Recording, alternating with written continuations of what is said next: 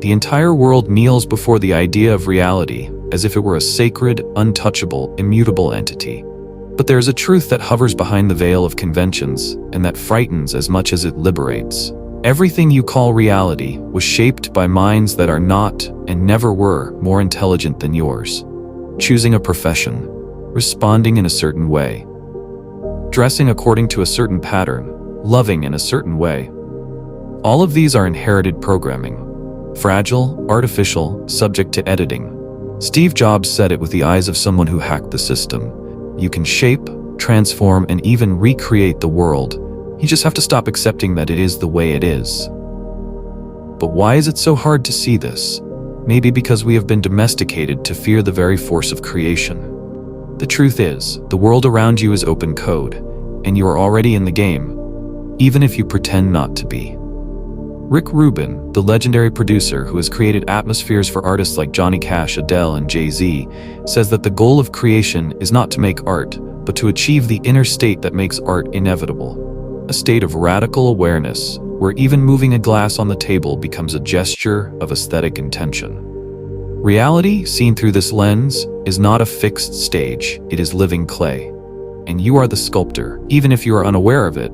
Think about what you call normality. The architecture of your city, the clothes you wear, the way you sit, speak, apologize. All of this was created by someone at some point in time and accepted by you as right. But what if it isn't? Gilles Deleuze's philosophy warns us against this anesthesia of consciousness. For him, living automatically means losing touch with the power of existence. Repetition without rupture is the death of creation. And rupture only happens when you see the world as a process, not as a monument. Everything is in flux, and in this flux there is a dangerous blind spot, that of creative passivity. When you think you need permission to start something, you are already out of the game. The history of cinema, music, and literature is full of people who dared to tear up the script of reality and write their own script, even when no one was looking, even when it seemed ridiculous. Take the iPhone, for example. It wasn't a magical flash in the pan. It was a bold remix of several technologies that already existed, but that no one had seen as a harmonious composition. Jobs didn't create something out of thin air. He reconnected points that others didn't see as connectable. The genius in this case was not in inventing something new, but in seeing something old with different eyes. This requires presence, listening, and, above all, courage to break with the logic of "it's always been this way." Rick Rubin would say that this courage is less about strength and more about sensitivity. The artist is not the one who knows the most. It's the one who feels the most. The one who observes the most deeply. The one who keeps quiet to hear what no one wants to hear. The one who captures the subtle signals of the universe, like an old radio that, after many crackles, tunes into the exact frequency. Rubin describes the creative act as an alignment with something greater, something that is out there and in here at the same time. A field of living information, waiting to be translated by whoever is willing enough to serve as a channel. But here arises the contradiction that paralyzes so many. If everything can be art, if everything is moldable, why do I still feel trapped? Because your creative genius is not blocked by a lack of ability. It is trapped by excessive comparison, by judgment, by fear of what others will think. The philosopher Soren Kierkegaard said that the greatest human despair is not achieving a great feat. It is living without knowing who you are, trying to be what others expect. Creating something requires, first of all, losing the fear of appearing strange, disconnected, too much. Because every truly living work will seem uncomfortable at first. It still has no place in the system. It is a threat to the world as it is. This is where many people back down, when they realize that creating is an act of silent rebellion, that every aesthetic choice is an insubordination against consensus. Do you think the creator of your favorite film simply filmed it well? No. He imposed his vision on the chaos. He cut, he lit, he set the pace, he built a window of reality that did not exist before. And that is why you remember the scene. That is why it has left a greater impression on you than 1,000 speeches. This is what creating is, establishing a new logic of perception. And this logic does not need to be grandiose, but it does need to be authentic. A handwritten letter, an imperfect but true video, A poorly drawn idea, but one that pulsates. What transforms is not technique, but presence. It is the look that says, I saw the world like this, and now it will never be the same. Austin Kleon, in Steal Like an Artist, states that originality is a comfortable myth. Everything is a remix. Everything is a collage. But that does not mean that his vision is disposable. On the contrary, it means that his way of recombining the world is the true masterpiece. He invites us not to seek novelty for its own sake, but to seek truth, to deconstruct, absorb, glue, tear, and recompose the world until it seems yours. And when it does, you will be ready.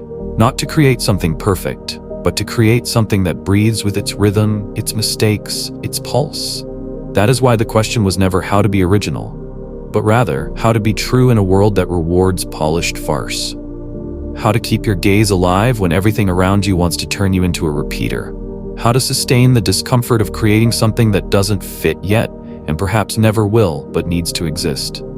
Because in the end, you're not creating just for others. You're creating so you don't disappear, to record that you were here, to prove, even if silently, that you saw the world with your own eyes. Now, stop and observe the environment where you are. Every detail, the light, the sound, what's around you, all of this can be material for art. The problem isn't the lack of ideas, it's the lack of listening. The world is whispering possibilities, but it only responds to those who dare to ask. But listening is a verb that is becoming extinct. In a world saturated with noise, those who listen deeply are already revolutionary in themselves. Which brings us to a brutal truth. Almost no one really thinks for themselves. What we call opinions are often just recycled fragments of others. Gurus, algorithms, family members, trends. And that is exactly what weakens the creative identity of an entire generation. We are more informed than ever, and, paradoxically, less able to say something that is truly our own. The greatest creative challenge today is not learning new techniques, it is remembering how to think with our own head. This is the unbearable contradiction of the digital age. We have infinite tools, but shallow perspectives. We can create anything with a click, music, images, texts, but few can say something that doesn't sound like more of the same. Artificial intelligence can already imitate the style of any artist, but what it will never be able to replicate is the way you feel. How you combine your memory with your taste, how your traumas have shaped your outlook. This is irreplaceable, and that is exactly where your creative genius lies. Rick Rubin calls this the invisible filter, that which you are and which permeates everything you touch.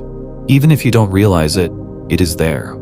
In the words you choose, in the silences you allow, in the images you capture without intention. The problem is that we have been taught to ignore this filter, to not trust it.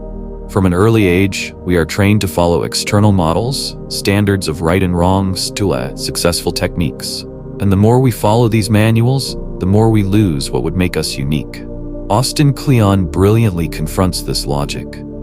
Stealing like an artist is not imitating, it is selectively choosing what shapes us. He proposes that our originality lies not in inventing from scratch, but in how we edit the world around us.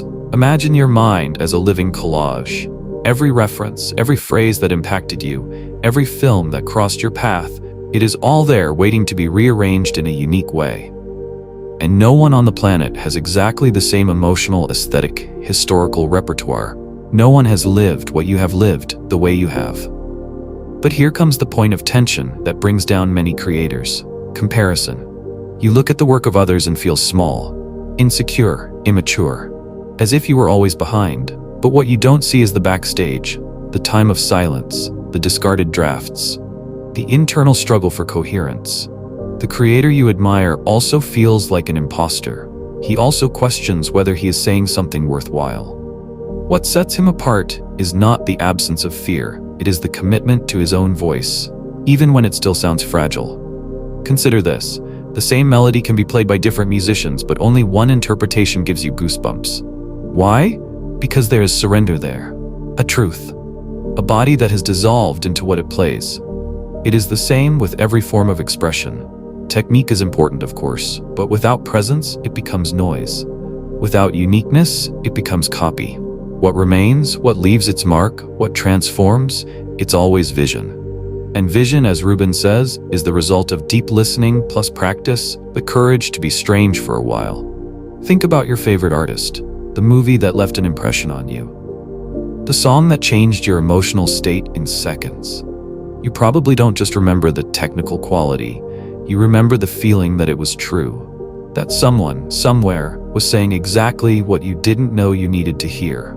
That's the impact of authorial vision. It permeates. And there's no algorithm in the world that can manufacture it. Jay-Z has a brutal quote, "We were children without fathers, so we found our fathers in records, in the streets and in history." This is the essence of contemporary creativity. Choosing who influences you is choosing where you want to inherit your lineage. And this requires curation, not of images but of ideas. It is choosing which energy you let in. It is protecting your mental space with the same rigor with which you would protect a sacred studio. And here comes another powerful contradiction. Often, what you believe to be a flaw is exactly your signature. That stutter, that shyness, that sideways glance, that mania for deconstructing everything before building. These are not flaws, they are traces of your internal code. The more you try to file down these imperfections, the more generic you will become. The search for perfection is often a sophisticated form of censorship. Rubin says that the most impactful works are born from the preservation of childlike qualities, the wonder, the spontaneity, the impulse, the playing without asking permission. When you suppress it, it may even seem more polished, but it loses its spark. Art that transforms is imperfect, yes, but alive, warm, insistent, uncomfortable. So don't wait for recognition to validate your vision. Don't wait to be ready to share. Start now with what you have, in whatever way you can. Because what seems small to you may be what someone desperately needs to hear. Sometimes the sentence you almost erased is the one that will change the course of another creator. Sometimes the very thing you hesitate most about is where the impact lies. So take a deep breath and listen. What crosses your mind every day, the discomfort, the beauty, the doubt, is already raw material. You don't need more information. You need more internal permission. You need to recognize that the way you see is, in itself, a contribution to the world. Creativity is not about standing out. It's about connecting. And that only happens when you dare to be you. But daring to be yourself is not a button you press. It is a practice, an insistence. And this is where most people get lost, waiting for the world's permission, for spontaneous talent, for definitive clarity, waiting to feel ready. But what if I told you that this path, the one that seems right, the one with perfect preparation, is what is killing you creatively? That what would free you is not more study, more planning, more courses, but the raw, intense, and courageous practice of doing it even without knowing it. Rick Rubin talks about this with the lightness of someone who understands the real weight of creation. He says that practice is not about perfecting, it is about revealing. Every time you create, you are not just producing something new, you are discovering something that was hidden within you. And this does not happen with planning. It happens through friction, through repetition, through discomfort, through exposure to error. Because it is only through mistakes that you learn the sound of your own voice. But there is the rub. We live in a culture that loves talent but despises the process. They applaud the result, but don't want to see what's behind the scenes. They idolize the finished artist but can't stand the artist in training. The result? Paralyzed creators, full of ideas that have never been tested, full of fear of looking ridiculous, full of beta versions that will never see the light of day. And why all this? Because they believe that only what is perfect is worth showing, when in fact what moves the world is precisely the imperfect, that which is still finding its way, but already pulsates. Austin Kleon says, "You start by copying, then you find what is yours." And this is not cheating, it is a trajectory. The Beatles started as a cover band. Salvador Dali obsessively imitated the classics until one day he tore it all up and invented his own delirium. Conan O'Brien tried to be David Letterman and failed miserably, and it was precisely in this failure that he found his own voice. That's when copying becomes a path. Not when it is a disguise, but when it is a laboratory. When you don't want to appear, but to understand. Practice is this, an active search, an archaeology of your creative essence. Every sentence that doesn't work Every scene that doesn't convince, every image that doesn't vibrate, all of this is given. All of this is a map, but you need to be in the field to read it. And here comes the most brutal truth of all. No one is going to push you to do this. No one is going to remind you every day that you need to practice so as not to disappear inside your own mind. It's your decision. Radical. Daily. Almost mystical. Rick Rubin talks about practice as a ritual of connection with the source. This invisible field that surrounds us, full of ideas, symbols, archetypes, only reveals itself to those who insist on showing up, to those who sit, listen, try, to those who are willing to look like idiots until one day something sublime happens, and it does, but not in control, in surrender. You need to understand, creating is not about results, it's about rhythm. You are not what you post, you are what persists, what insists, what is there every day, trying to tune the instrument that is you, even when no one sees, even when nothing happens, even when everything seems in vain. Because deep down it is not. The true artist does not create out of vanity, he creates out of necessity. He creates because not creating hurts anymore. And this pain, this urgency, is your compass. Use it. Don't ignore it. Transform it into practice, into a post, into a scribbled notebook, into a strange video, into a crooked song, because it is there in the not perfect that the true beginning lies. Rubin teaches that the world responds to those who have the courage to remain available. Not perfect, available. Practice, then, is not just a routine, it is a vow, a silent commitment to something greater than yourself, to what pulses, to what insists on being born, even when everything inside you wants to give up. And this brings us to the end of this path, not to the end as closure, but as opening. Because now, knowing that the world is malleable, that you are unique, and that the real path goes through practice and not through waiting, you can no longer hide. The only question that remains is, will you choose to repeat the world or rewrite it with your own stroke?